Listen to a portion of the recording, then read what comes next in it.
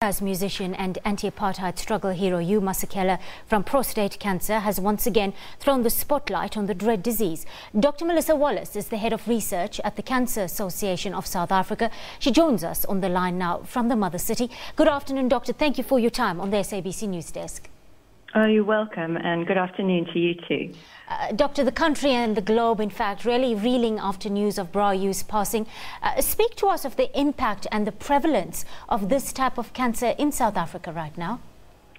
Yes, prostate cancer is actually the most common cancer in men in South Africa, and it accounts for around 19% of all the cancers diagnosed in men in South Africa. So it is actually, the most common cancer in men. The most common cancer in men, you're saying. What are some of the symptoms that males should look out for, Doctor? Well, the difficult thing is that often it actually has no symptoms. But if symptoms do start to develop, then they can include straining or difficulty passing urine, leaking urine or blood in the urine, and also bone pain as well. That can also be one of the symptoms.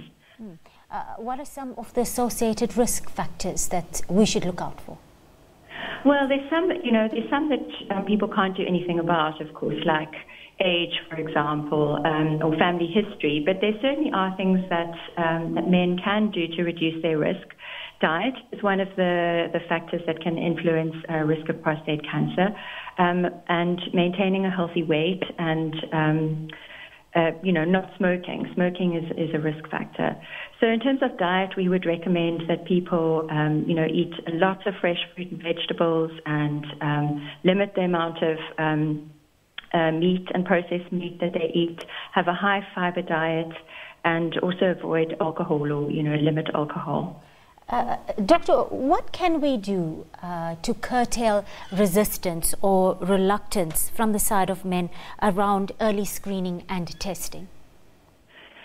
That's a really good question. I mean, that's difficult. That's something that we really struggle with, to get men to sort of really engage with their health, and I think it's a problem globally, actually. But yeah, I think men need to sort of take responsibility and learn more about how they can reduce their risk, what the common cancers are that are likely to impact them, and to talk about this with a doctor. And particularly from the age of 50, we would recommend that men start to talk about prostate cancer with their doctor, and even earlier than this if they have a family history of prostate cancer, and look at the possibility of undergoing screening. Dr. Melissa Wallace is the head of research at the Cancer Association of South Africa. She's joining us on the line there from the mother city.